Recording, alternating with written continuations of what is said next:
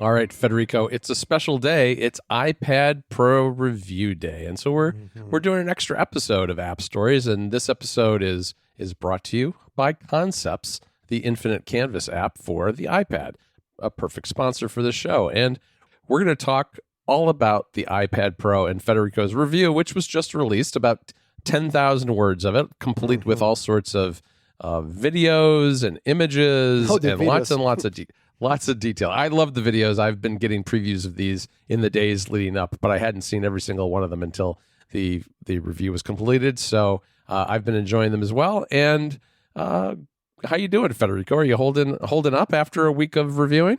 Yes, I'm feeling great. I'm really happy that I was able to review this new iPad Pro, and it's been. I mean, obviously, like it was a long days and nights are behind me at this point. Yes, pulling those 15-hour days to make these reviews possible. Right, you receive a brand new iPad the week before, and you gotta come up with a story. You gotta come up with an angle. You gotta use the thing. Right, you gotta actually use it, and you need to come up with questions that people are likely going to ask you about it. But I'm really happy with the way that it came out. I'm really happy with the overall angle of the story, which we're gonna talk about in a few minutes. And before we get to the details, John, of the review, I just want to mention that in addition to this special episode of App Stories, if you are a Club Mac Stories member, we just released 2 new additional wallpapers for this iPad Pro with the Liquid Retina display, Liquid Retina XDR display.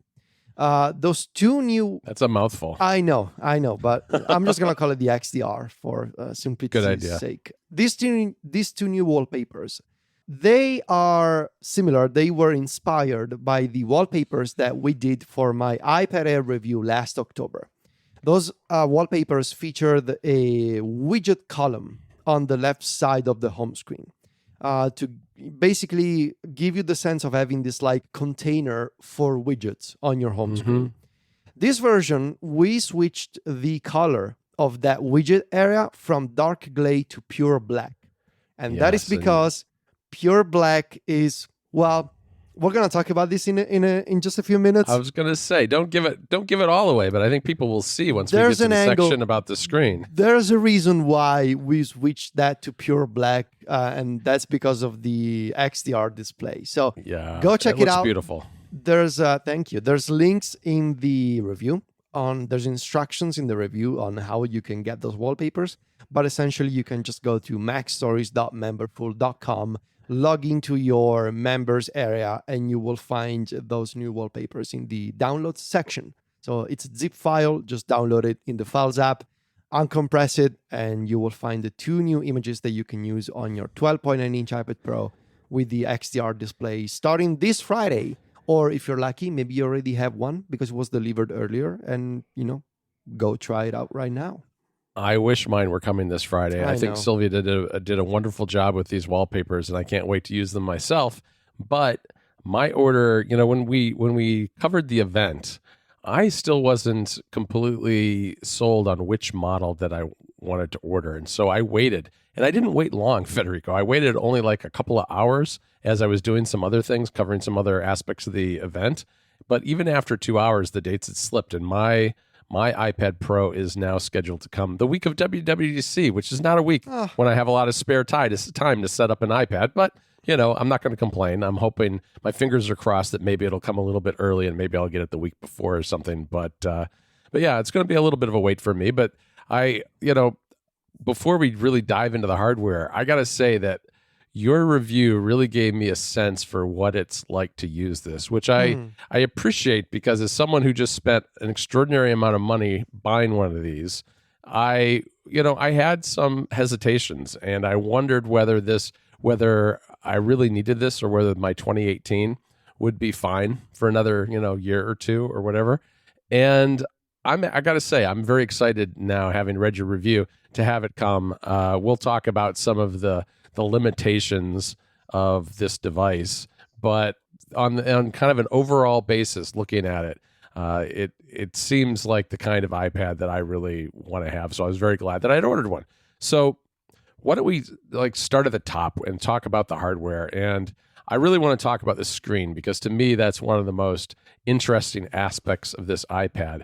But first, I want to ask you a little bit about the weight and thickness because, it is a little bit thicker. And, there was that whole thing about will the Magic Keyboard work? Right. Will it not? Will the Studio Dock work? Will it not? All of that. Okay. And we're only talking about a 0.5 millimeter here. Yes. But what is it, like 40 some grams heavier too? So the version of these iPads that I have. So this is the 12.9-inch iPad Pro, the new one with the M1 chip and the Liquid Retina XDR display. Right. I have the Wi-Fi and cellular 2 terabyte sort of high-end, top-of-the-line version. And between this iPad and the same version, but the 2021 from last year, there's I believe 42 grams difference. Okay. So that's not a lot. It's not a lot, but it's enough that you can feel it. I think, especially like if you're holding like sort of like a tray, like on one hand, the two iPads, right, and you're comparing the weight, you can feel that one of them is slightly heavier, I would say. Okay. And like I also tested this with Sylvia in a blind test. I was like, hey, grab these iPads, be careful. Close your eyes. Close your eyes and tell me which one is heavier. And she picked the new one every time. So it's not a lot, but you can feel it.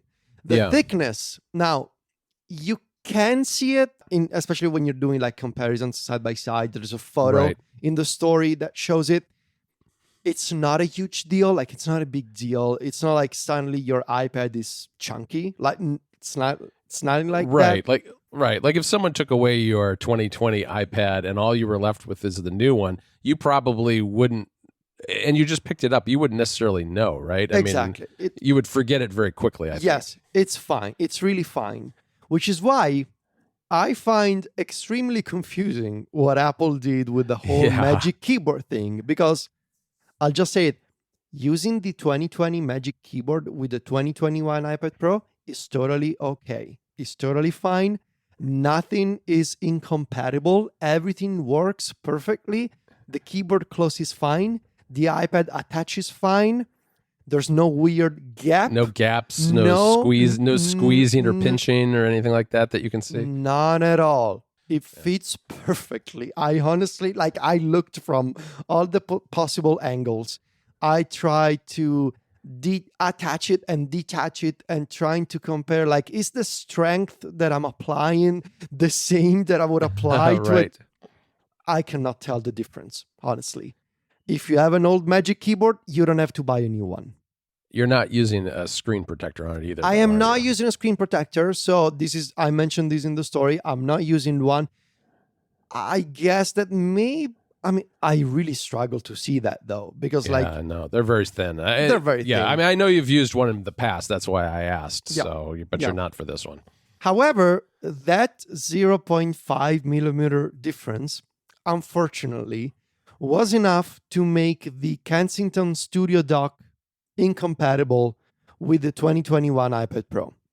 Yes, it turns it into a $400 paperweight, I guess. Yes, if you're going with the new iPad, that's a shame. That's it's a shame. But I think you warned everybody about that in your review. So I tried my best, and so Kensington, you did a good job. Kensington is working on a new version, and there's a whole discussion to be had, I think, about should have Kensington maybe designed the Studio Dock a different way, maybe with a replaceable connector for future iPads, maybe.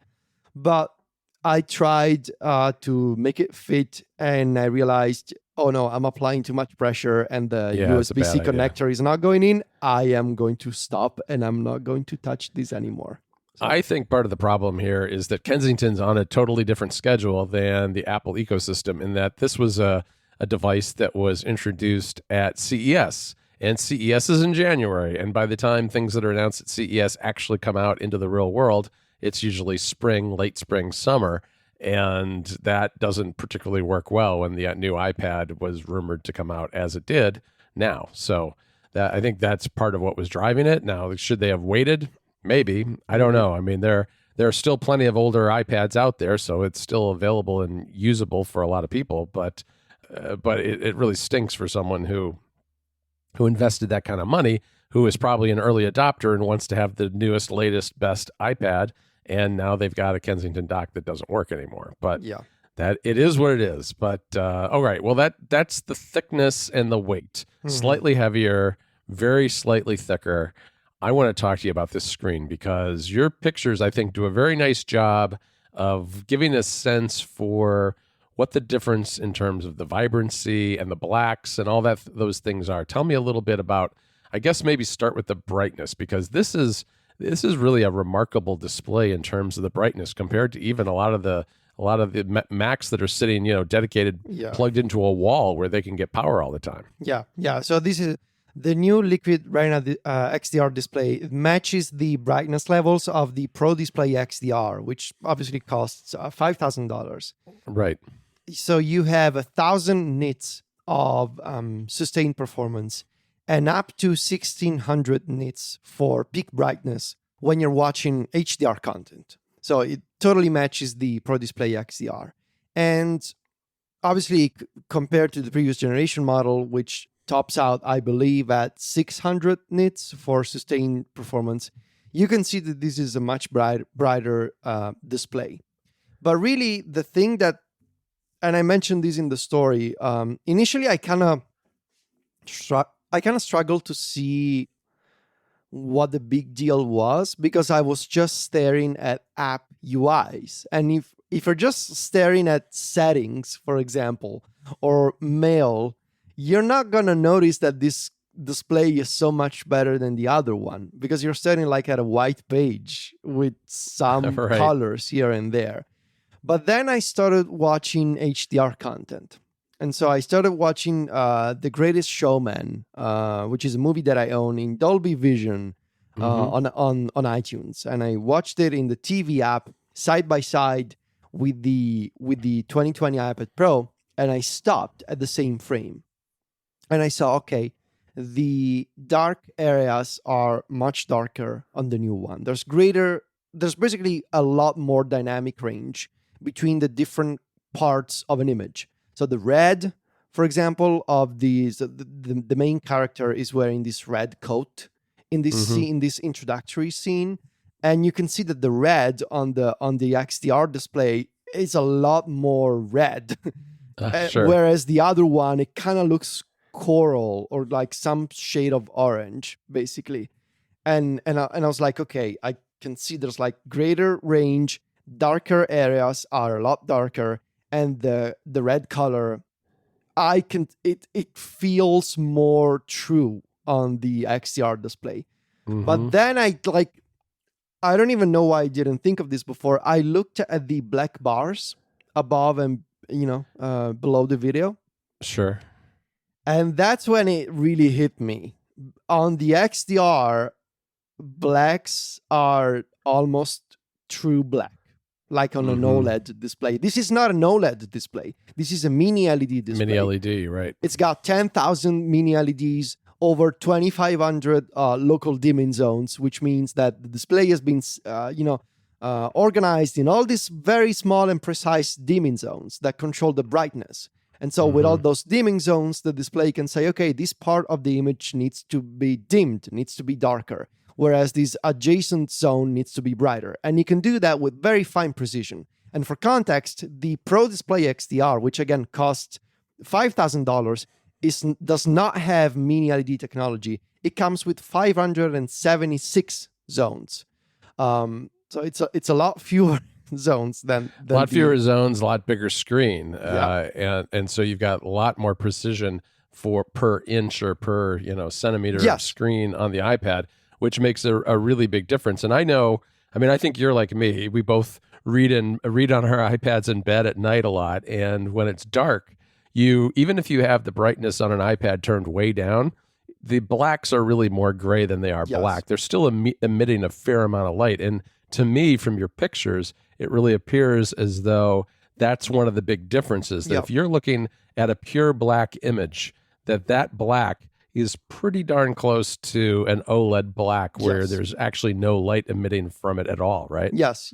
And obviously, There is some light emitting from the display because, again, it doesn't work like OLED where the black color is basically turned off in the display.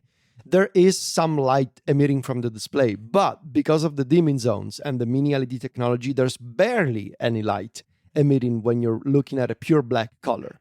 And the difference in person, comparing the same black image, whether it's the bars above and below a video, or just I tested this with a simple black square JPEG in photos, right? Opening this full screen black image side by side on the 2020 iPad Pro and the 2021, the difference is incredible. On the old one, it looks like a bright shade of dark gray, like or sort of bluish tone. Yeah. And on the new one, it's black. And it almost feels like pure black. And comparing an OLED iPhone next to the 2021 iPad Pro, you can tell, like if you look really closely, you can see that actually the display, you can make out the display from the bezels, right? Whereas on the iPhone, because the display is turned off, when you're looking at pure black, you don't see any difference from the bezel and the display. On the iPad, you can see where the bezel ends and the display begins, but just barely, and just if you look closely. And so I feel like the black levels on this display are incredible for being not an OLED one. I hope that one of the results of this is that we get more pure black themes from developers making apps for the iPad, because there's some of that. I mean, some apps have that already, but that's always been more of an iPhone OLED thing, because I find that pure black themes don't look that great on the older iPads, but this one, it sounds like a developer could really do a nice dark theme that included a pure black aspect to it. Yeah, for sure. I think there's this display is making me reconsider like a bunch of apps that I wanted to use with dark mode before on my iPad, and I wasn't really a fan of it because the dark mode colors on an iPad were not as good as on my iPhone, because the iPhone had an OLED display. And so using true blacks, having that contrast between white and black UI elements, it was really lovely to see on an iPhone, not so great on an iPad with the previous display technology. But on this new one with mini LED and the XDR display, it looks really, really good. And even at full brightness, because I should mention all those photos in the review, those are taken at full brightness with night mode disabled. So nothing weird is going on in terms of adjusting the exposure and stuff like that. It's really that stark a difference.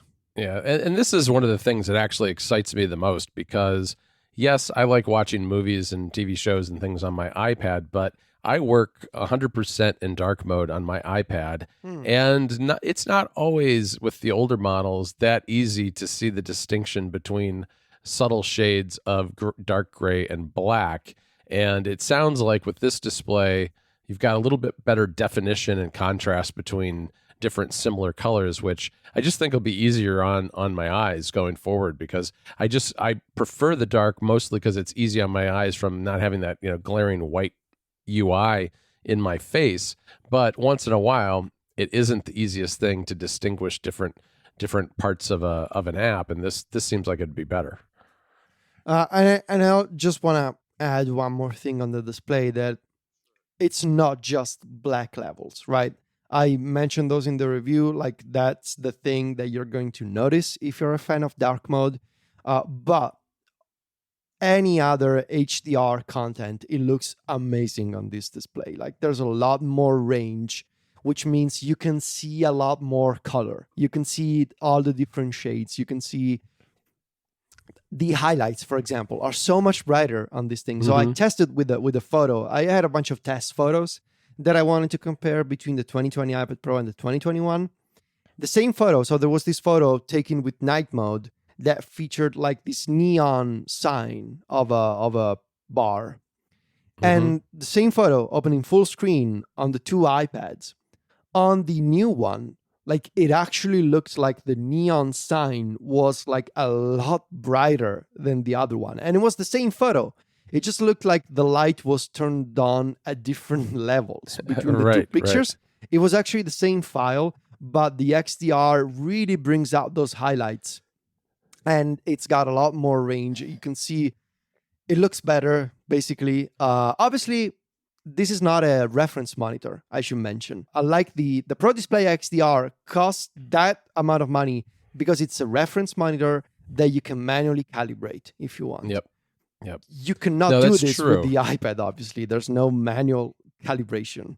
You can't, although from what you described, this does sound like the best iPad if you're a photographer or videographer or someone dealing with images, because you obviously are getting a lot better color and brightness to edit your images with. This episode of App Stories and Federico's iPad Pro review are brought to you by our good friends at Top Hatch, the makers of the Infinite Canvas app, Concepts. I'm really excited to have Concepts as a sponsor for this show and for the review because it's exactly the type of app that the iPad Pro is made for.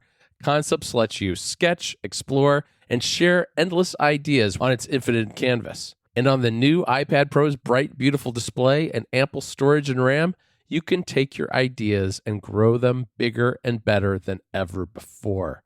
Concepts is designed for creators of all types. It's perfect for visual thinking, note-taking, drawing, and professional design.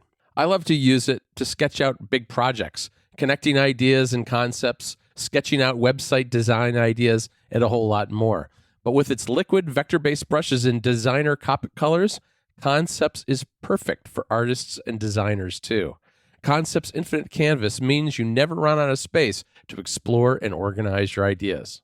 The app couldn't be easier to use either. With simple gestures, you can drag and drop images, objects, and text straight onto the canvas for reference and creation. There are terrific design tools too, like grids for laying out your ideas, snapping of objects, shape guides, and real-world measurements to enable polished professional sketching for architects and designers alike. You can even use Concepts to mark up and sign PDF documents, and it has a built-in presentation mode that makes connecting your device to any screen for live sharing with your team a breeze. It's a great way to brainstorm and whiteboard ideas with colleagues. Concepts is used by designers and illustrators at companies like Apple, Disney, HP, Nike, PlayStation, Unity, and others all around the world to sketch, design, and communicate visually. The app comes free as a basic sketching app with the ability to unlock features via subscription or a one-time purchase. Right now, though, listeners of this show can get a 1-month free subscription by using the URL concepts.app/MacStories. Again, that URL is concepts.app/MacStories for a 1-month free trial of this fantastic app. Concepts, sketch, note, and draw. Our thanks to Concepts for its support of this special episode of App Stories and Federico's iPad Pro review. Okay, Federico, let's switch over to Thunderbolt. I'd like to talk to you a little bit about what the big deal is. What does this mean, both in terms of speeds, but in terms of practical uses? I guess start with speeds. What can you tell me about that?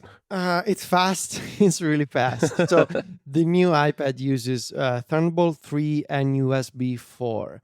I haven't been able to use anything USB 4, but essentially it matches Thunderbolt 3, which means you get transfer rates for up to 40 gigabit per second. So what I did was I tested this with a couple of external SSDs that I got, which are the Samsung X5. This is a Thunderbolt only external SSD, and the Samsung T7. This is another external SSD made by Samsung, but it's based on the USB 3.2 Gen 2 standard, which means 10 gigabit per second transfers. Essentially, this pretty much tells the Thunderbolt story. It's usually in theory 4 times faster than what was possible before. Like in terms of bandwidth, it's 4 times faster. 40 is 4 times bigger than 10. Usually this means in practice, like you're going to get transfer that are basically twice as fast, essentially. You get that sort of upgrade. I tested this by transferring movie files, audio files. What was it that I also tested? Like I had a bunch of old ROMs from emulators that I was testing on the Mac and iPad. Those can be, especially the .iso files. Those can be quite large. And on the transferring those back and forth, you can see that the Thunderbolt drive is much faster than the T7. So that's cool. And what really even better, I guess, for a certain kind of iPad Pro user is the fact that it's not just Thunderbolt that matters. It's the fact that the iPad Pro's internal storage is also faster thanks to the M1 and the new technologies that Apple are using. They claim that the new iPad Pro has up to 2 times faster internal storage access.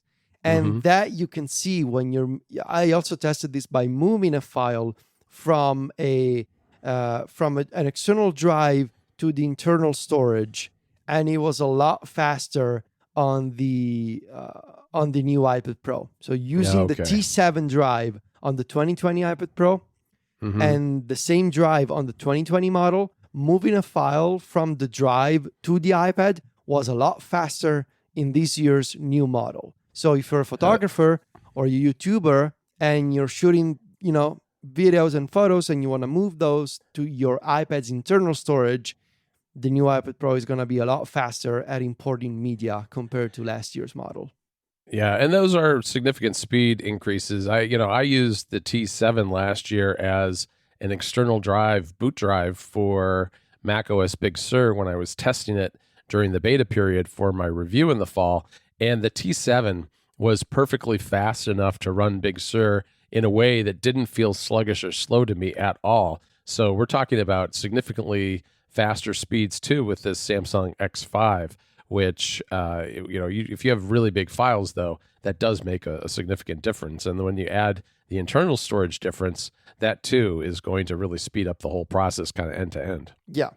So what else can I say about Thunderbolt? I mean, I tested this with a Belkin Thunderbolt 3 Pro dock, which unfortunately only has 2 Thunderbolt ports, one for the computer and the other for usually like the display that you want to plug into the dock. Does it have other ports on it? I'm not really that familiar with that one. It does have other USB ports, though. It doesn't have any other Thunderbolt ports. I'm supposed to receive at some point a review unit for the new OWC Thunderbolt those dock, are very nice, which has 3 or 4 of the, I believe 3 of them, which that will mean that I will be able to daisy chain another device to the Thunderbolt dock. So I could do iPad, dock, drive, and display.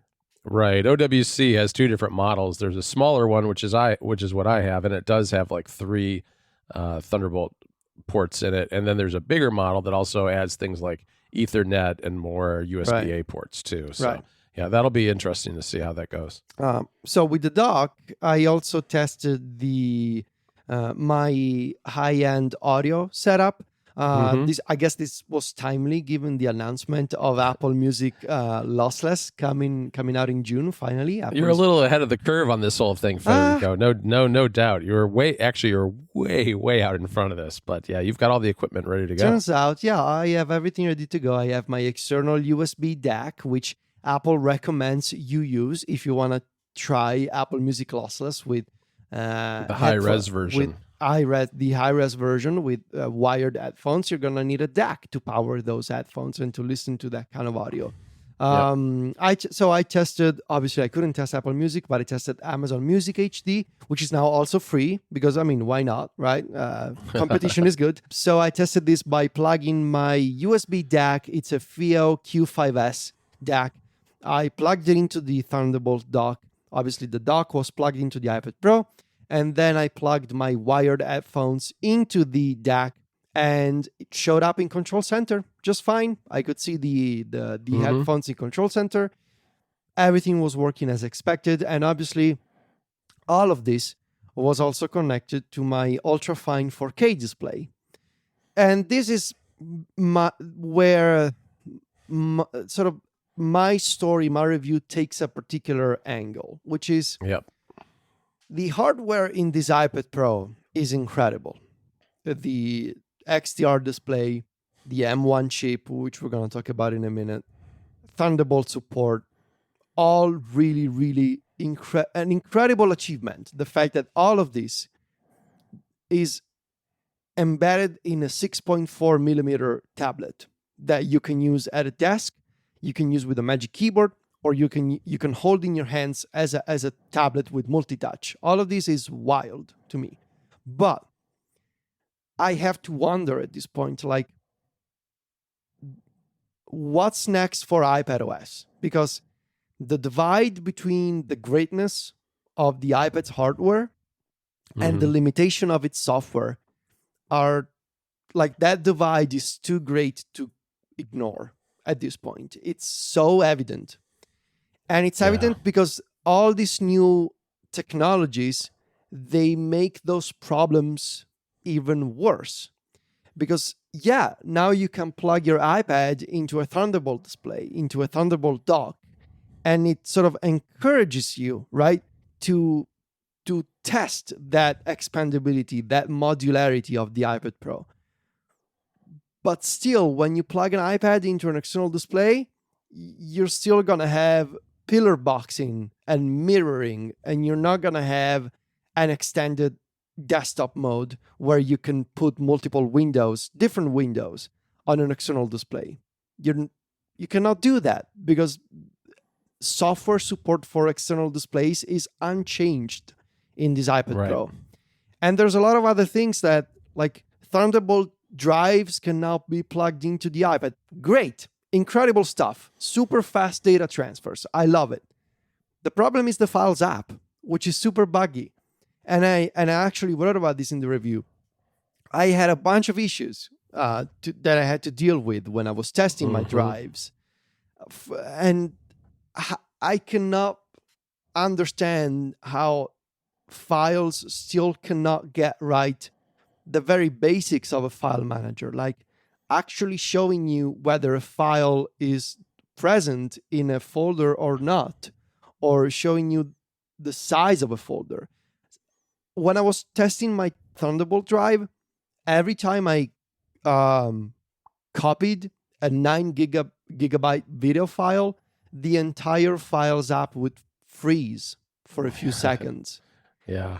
It's just things like that make me wonder, like, this hardware, like, I know it's a thing we've said before, but now it's like absolutely the case. This hardware is too good for its own software. Yeah, and it's unfortunate because what we're talking about, I mean, you're testing the 2 terabyte model of this iPad. That's a lot of storage, and that means a lot of files. And the Files app just isn't up to the task to managing large quantities of files because there aren't enough ways to sort things. As you said, it's hard to move things around to know exactly what's going on. The UI has this tendency to reset itself and when you move around from one place to another, so that it's very hard to keep up with where you are in the UI. It's always taking you back up to like the top of the list. And there's just a lot of little paper cuts, I guess, when it comes to using the Files app that makes it very difficult compared to something like the Finder. And even, the Finder isn't perfect on the Mac. It's got a lot of bugs in it that have been introduced, but it's a lot more versatile than the Files app on the iPad.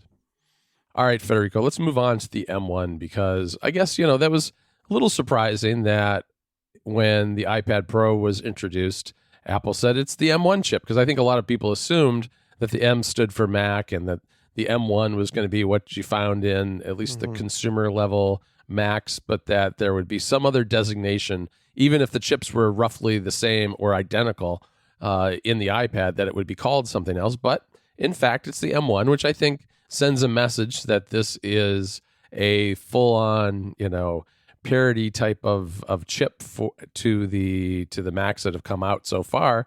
And I'm curious, how was the experience using the M1? Mostly great, because all the benchmarks and the tests that I did on the new iPad Pro confirmed that the M1 has incredible performance compared to the A12Z from last year's iPad Pro. So in things like running ML super resolution in pixel mirror photo, right? So that's a feature that uses machine learning, and the Core ML framework to intelligently increase the resolution of a photo. Because of the M1 and its 16-core neural engine, that task on the same photo, so I tested this with a 25 megabyte raw photo that John, you sent me. Yep. On the M1, it took 35 seconds. On the 2020 iPad Pro, it took 1 minute and 17 seconds, I believe. Yeah. So it takes a while if you're using a big photo like that. Incredible difference, incredible performance gain. Same with converting from WAV to MP3, or even like running CPU intensive shortcuts. So for example, Apple Frames, my popular shortcut to frame screenshots of Apple devices and put the physical device frames around those screenshots. Because it does a lot of image decoding and image manipulation, so it's decoding a base 64 string, it's getting the image file from that, then it's overlaying images on top of another, and if you're dealing with multiple screenshots in a row, it's also compositing those screenshots into an image that contains all of them. So there's a lot of image manipulation involved. And on the M1, it takes half the time to do that compared to the 2020 iPad Pro. I'm really looking forward to that, because that's just a shortcut that you and I use all the time. Yes. And it's not that it's super slow on my 2018 iPad Pro, but when you're in that last stage of working on a story and you just want to be finished, having to sit and wait for images to composite and then uploading them and things like that, it'll just be nice for it to be faster. Exactly. So it's super fast, and I'm really thrilled to see this kind of performance, especially for shortcuts. All right, Federico, we have to talk about video and transcoding video, because you and I had a lot of back and forth over the weekend about this, because you got some very strange results and we were devising various tests to see what was going on. Why don't you explain what happened and where things came out? So usually when I'm testing a new Apple computer, and usually a new iPad Pro, one common benchmark, one common test that I do. Oh, and by the way, I should mention, I also did the benchmarks, obviously, like Geekbench and 3D Mark, and those confirmed that the M1 was much, much faster than the A12Z, and it's indeed like a real M1 with same performance of the Mac. Right, it's right in line with the MacBook Air and the MacBook Pro. Exactly. And those things. So one of the other tests that I do is rendering video. So exporting video to, using apps like iMovie and LumaFusion. Usually, the new computer with the new chip, and you would think the M1 especially, you get better performance. You can render video faster on the new iPad Pro than compared to the old one. Now, I want to say here that, and I also mentioned this in the review, it's very possible that I'm missing something obvious. It's very likely that, I'm not a YouTuber. I don't do this for a living. It's very possible that there's an obvious problem that I'm not seeing here. But here's what happened. Just for this task, so just for video rendering using iMovie, LumaFusion, and I even tried the encode media action in the Shortcuts app. Just for video rendering, I couldn't get faster times on the M1 compared to the A12Z from the 2020 iPad Pro. I got, sometimes even down to the second, the same exact rendering times for video on the 2020 iPad Pro and the M1 powered 2021 iPad Pro. I don't know how this is possible. Yeah, and for context, I mean, this is where some of these other tests like ML Super Resolution and converting a WAV file to an MP3 came from, because this is one of the first tests you did, was the video transcoding. And when you saw that it was exactly the same, we were thinking about what are things that you could do that would also be CPU intensive, and would they also be the same speed, or would they be faster? And everything else you tried was significantly faster. Yes. But video transcoding, and you used a bunch of different files, a bunch of different apps, all kinds of different codecs, combinations. Different source files with different codecs. I tested with H.264, H.265, HEVC, different lengths. So I tried 40 minutes, 20 minutes, 5 minutes, right? I tested all the possible combinations, and every time I just got the same time on the A12Z and the M1. Very strange. It doesn't make any sense because everything else, like the M1, absolutely destroys the A12Z. Like machine learning, exporting audio, benchmarks for the CPU, benchmarks for the GPU, even web benchmarks are better on the M1. But video rendering isn't, and I don't get it. Like, am I doing something wrong? But I don't think I am because, like, I've done these tests before. I did it in October with the iPad Air, and iMovie was, slightly faster on the A14. I think I know what I'm doing, but again, maybe I don't. And a lot of thought went into it too. I mean, there was a lot of back and forth over a couple of days on this, and the results never changed no matter what you tried. So we got to the point where it was like, we've got nothing. We had we're out of ideas, and that's kind of where it is, I guess. Yeah, I'm just going to mention this in the story, which I did. Everything else was a lot faster, and I have numbers for everything. All those tests I repeated multiple times with the same conditions. I tested over and over. But this particular task just wasn't better on the M1. I don't know why. It's very strange. Okay, Federico, we've got a really fun topic to talk about now, which is center stage. And let me introduce this by explaining, I guess, what center stage is. The way I think of center stage is that when you're doing a video call, because the new iPad Pro has a wide angle camera, it is using a combination of cropping, panning, zooming, and animation to make it look as though the camera is following you around the room when you're on a video call in FaceTime, for instance. But it's not, because it's a fixed camera. It's not a movable camera at all. It's all being done in software with a healthy dose of machine learning. And you tested this with several different things, including a very custom app that was made just for you by someone we both know. Why don't you explain exactly what happened? I like the story that you had with your mom and how that all went down when you first tried this with someone who wasn't familiar with center stage. So the first time I tried center stage, I was doing this FaceTime video call with my mom, and I was moving around, right, to test center stage. And she didn't say anything right away. She just saw that the camera was moving.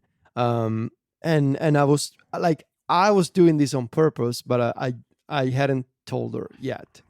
And so at some point, I asked Sylvia to join in on the FaceTime video call because I wanted to test center stage with two people, right? Because it supports multiple people in the frame. And when my mom saw that Sylvia was in the shot and the camera kept moving, she asked, "Wait, wasn't Sylvia moving the iPad to follow you? Who's moving the iPad? Who's holding the camera? Who's the third person?" And that's basically what center stage does, right? And it's very clever, and I love this feature because it's the textbook example of this integration of hardware and software that we often refer to when it comes to iOS and when it comes to Apple in general. Center stage uses the ultra-wide front-facing camera, which is new in the 2021 iPad Pro. It's a 122-degree camera, 12 megapixel front-facing camera. It uses that ultra-wide shot, but it crops the shot, right?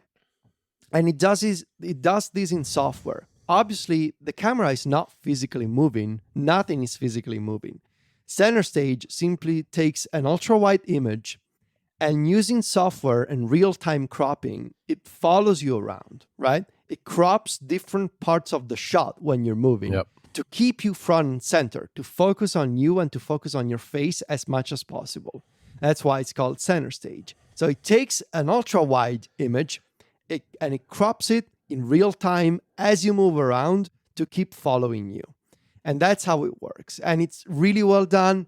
It works really well in practice. The most common scenario is people are going to use this during remote meetings, so in Zoom and WebEx and stuff like that. and it's going to keep them properly aligned. But really, I feel like most people, because of how folks use an iPad, you have an iPad propped up on the kitchen table or the kitchen counter, and you're doing a FaceTime call and you're moving around because you're cooking lunch or dinner, and you want to have FaceTime with your parents or your kids, and you move around and center stage follows you around. And it's really well done. And it works amazingly well for that. Even not just when you move left and right, but also when you move back and forth away from the iPad and toward the iPad. And even if you do so quickly, center stage is really fast at tracking you and following you and adjusting the shot with the zooming and the panning, like zooming in, zooming out. It's really well done. And so I was testing this. Yeah, it's really neat. It's really neat. And I was testing this and I thought, every time I want to try this, I got to call someone on FaceTime. Right. And I'm working on this review and it's kind of annoying. I don't want to bother Sylvia with the FaceTime call all the time. And also if I can only try it with FaceTime, all I'm going to see on my iPad is my tiny preview window in FaceTime. Right. I want to get like a bigger shot. I want to understand how it works. And so I reached out to one half of the Mac Stories Special Projects team, your son, Owen, and asked, Owen, there's a center stage API for developers. In theory, if you use the camera framework on iPad, you're supposed to flip a switch in the API and say, use center stage, right? And so Owen was kind enough to put together in just a few hours a custom test app for center stage that is literally just a front-facing camera view with a button that says enable center stage or disable center stage.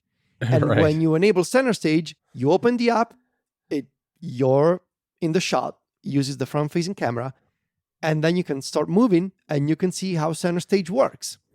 And that's how I was able to record all of the videos and the animated GIF that you will find in my review on Mac Stories. That was a fantastic way to test center stage with one person moving around, me, two people, me and Sylvia, and also me sort of testing the limits of center stage when it comes to the ultra wide shot. Because here's the really clever part. In testing center stage, we realized that even when you're not currently displayed on screen, because center stage works by analyzing an ultra wide shot, if you step into this quote unquote invisible capture zone,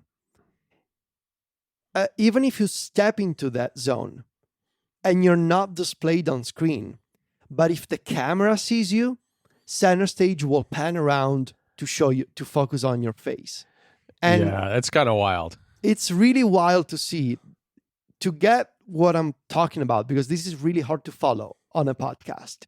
But there's a video taken from 2 points of view on Mac Stories. You can see what I mean. There's the video. You can see basically center stage is looking at an empty wall, and suddenly it turns to focus on me because I've stepped into the center stage zone.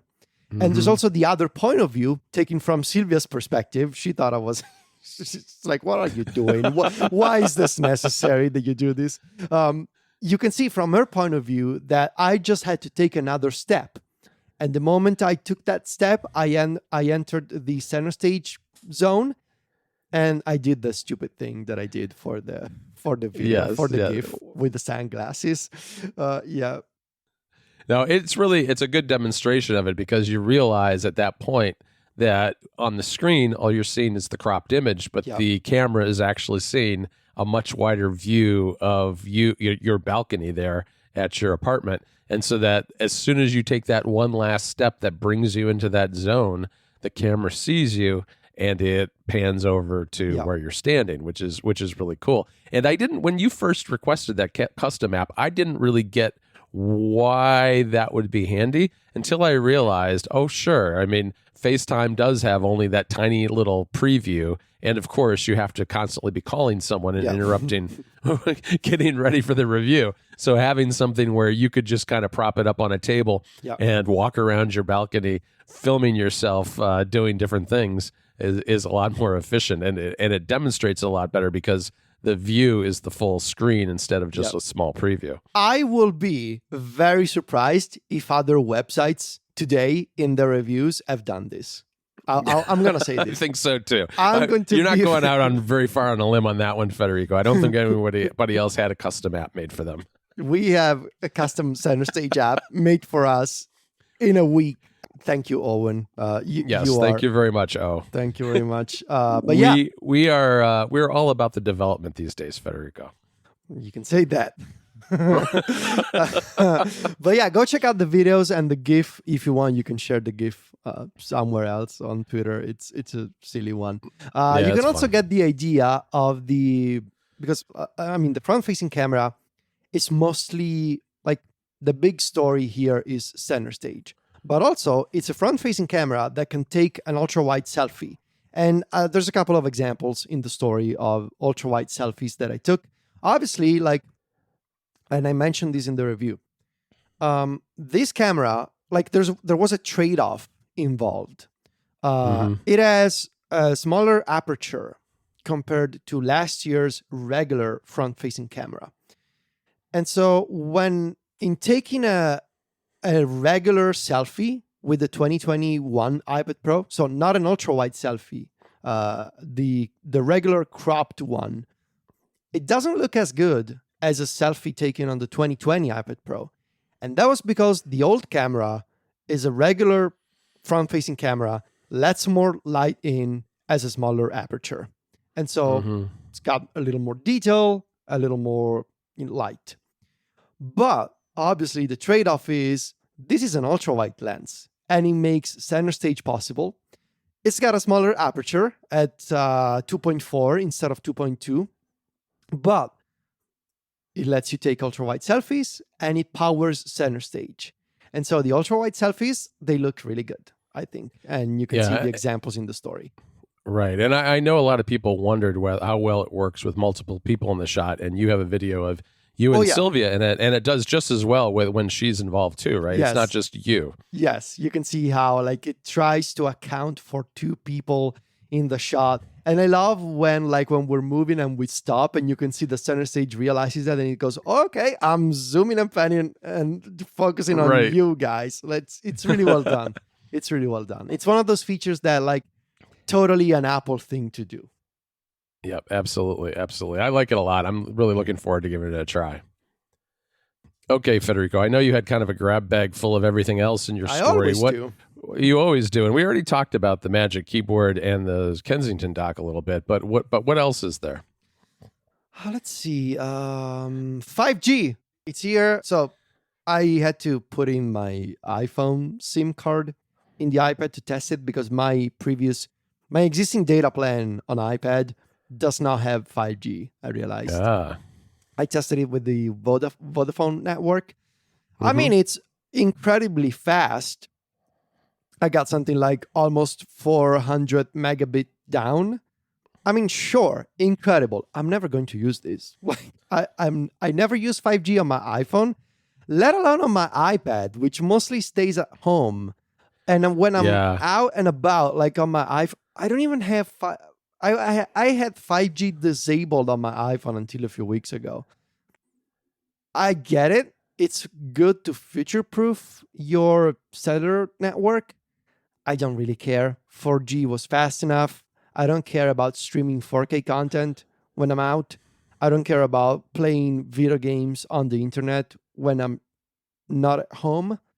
So it's fast. I can confirm it's fast. I don't care. Basically, that would be my takeaway. Yeah, no, I know. And look, we deal with text files for the most part, so downloading each other's stories is going to take a couple of seconds, no matter how long the story is. So that's not a big issue for us. But it will help with things like if you're, I don't know, downloading off the cloud somewhere assets from Photoshop, Creative Cloud, or something like that. Sure. If you've got that kind of workflow, it'll make a difference. There's no doubt about that. Sure.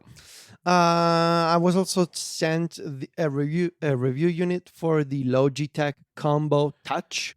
Yes. How is It's that? their new keyboard case accessory for the iPad Pro. Yeah. Look, it's not for me, right? But it's a smart connector based keyboard and trackpad combo. This is the first trackpad, non-Apple trackpad based on the smart connector that I've tried. It works beautifully. It works just as well as the Magic Keyboard trackpad. It is not based on Bluetooth. It's actually even slightly taller than the Magic Keyboard trackpad. It's really well done. It's clicky. The keyboard is also really good. It's got that classic Logitech feel to it, and I mean it in a good way. And it's got the function keys, which the Magic Keyboard does not have. So this is like, if you consider the keyboard alone, it's like a pro version of the Magic Keyboard. It's really well done. And it's covered in fabric, which is like, it's got a unique look to it. I like it. The problem is, as with previous Logitech keyboard case combos, you gotta put your iPad. It's chunky. It's chunky. And you gotta jam your iPad into this plastic thing. So once it's in there, right? Once it's in there, it's in there. And over the past year, I have really grown used to the flexibility of the Magic Keyboard. The fact that pull you it off and just read or something. Pull it like off that. and go sit on your couch and use the iPad as a tablet. And then when you want to work again, you can just align it to the Magic Keyboard and off you go. You have a laptop again. Yep. And I've been spoiled by that. And I cannot go back to the keyboard case setup. So I'm sure that a lot of folks will like it. It's really well done, but it's a plastic case. Then you got to put your iPad into it, and it's not easy to remove. Yeah. And I'm pretty sure I told you that this iPad, it comes with iPadOS 14.5 installed by default. I don't know. Battery life was mostly comparable to the previous year model. The M1 is fast. This version had 16 gigs of RAM. And that brings me to my final point, which is, as I mentioned before, this hardware is incredible. And this is basically my conclusion. In isolation, these features are outstanding. The M1, except for the video rendering thing, which I'm pretty sure it's a bug. The XDR display, it looks fantastic. The 16 gigs of RAM, amazing that I can future-proof my iPad Pro like that. Center stage, Thunderbolt. Again, this is great. I feel a lot confident that this iPad Pro will be future-proof for the next few years. Just like the 2018 iPad Pro was. I mean, John, you're still using one. You're still using it. So I feel confident that this iPad Pro will be good for years to come. The problem is the software isn't really there. This iPad Pro is selling you a story with its hardware that is not matched by the software. iPadOS needs more flexibility. It needs more power user features, and it needs to take advantage of the hardware. I cannot think of any other app from the App Store that can use 8 gigabytes of RAM or 16 gigs in the 1 terabyte and 2 terabyte versions. Where are the Apple Pro apps like Final Cut, like Logic, like Xcode? Those apps that Apple likes to show off on the Mac that has the same M1 chip of this iPad Pro. So why? Where's our ad with Phineas with 25 tracks, producing a Billie Eilish song on an iPad instead of on a MacBook Air or something? That's exactly the kind of thing we need to see. Right. So and external displays, right? I mean, let's not kid ourselves. Mirroring is not a great experience. And the full screen API that only some apps are using, it's not good enough. It's not good enough. And it's not interactive. You cannot drag your pointer to the external monitor anyway. No. So the hardware of this iPad is incredible. But I kind of feel... It's kind of funny because I feel like I'm reviewing the Kensington Studio Dock all over again, but the other way around. I feel like this is really good hardware that is potentially going to get even better because of software that we will see in a couple of weeks at WWDC. So it's odd timing for this iPad. If the rumors around iPadOS 15 being a big upgrade for iPad are correct, this is really good hardware with software that is too limited right now, but that could be good in the future. However, I cannot review products based on the potential of future software updates. Right. So we just need to take it at face value right now. The hardware is incredible. The software needs to be more advanced. Yeah, no, I totally hear you on that. And I think when I look at this and I read your review, I come to the conclusion that I'm still happy that I purchased this iPad Pro because, one, the screen, as we talked about. Two, my 2018, the battery's not what it used to be. So it'd be nice to have a nice new fresh battery with that. And I mean, for me, it's obviously a slightly different calculus because this is what we do. And right. I want to have the best possible iPad I can have for writing and for reviewing apps. And I do have a fair amount of confidence that we're going to see software that'll take advantage of this. But you're right. We can't in good conscience tell anyone to go out there and buy an iPad, that they should buy an iPad Pro because we're sure that Logic is around the corner, because we have no idea. And it may not be, right? Let me ask you this, Federico, to kind of close out this episode, is when you have to send this iPad Pro back to Apple, are you going to get one for yourself? I mean, yeah. Yeah, because I'm a sucker for a good display. And well, I think we're kind of in the same camp on that, and I know what your answer is, and I think most people listening probably do. But you know, it's a tool that we use every single day, all day long. Yeah. So it makes a lot of sense. It's my main computer, and just the fact that I can future-proof it, and use Thunderbolt with my Thunderbolt dock and drive, and the XDR display. I mean, it's a fantastic computer. I am going to buy it for myself, but I also know that all this hardware, to an extent, right now, as we're recording this in May 2021 with iPadOS 14, it feels kind of wasted right now. Yeah, it does.